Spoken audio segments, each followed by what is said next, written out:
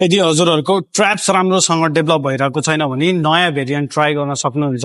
हामीले डम्बेल गरिसकेका छौँ, बारबेल गरिसकेका छौँ भने अब हामीले केबलमा यसरी पनि यसलाई पर्फर्म गर्न सक्छौँ। 1 2 3 4 5 6 7 8 9 10 अर्को साइडबाट 1 2 3 4 How do you get a feedback off the couch? So you don't come back, right? 6 7 8 9 10 यो गर्दा चाहिँ हामीले 25-25 को रेपिटेसन गर्नेछौँ इच साइड।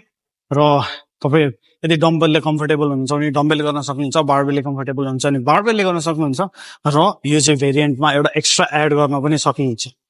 र आजको भिडियो यही सकिन चाहन्छु। हजुरहरूलाई भिडियो मन पर्यो भने लाइक, शेयर अनि सब्सक्राइब गर्न नबिर्सिनु होला, फलो गर्न नबिर्सिनु होला। आजलाई बिदा हुन चाहन्छु। भोलि अर्को भिडियो लिएर आउने नै छु। हस्त नमस्ते, जय नेपाल।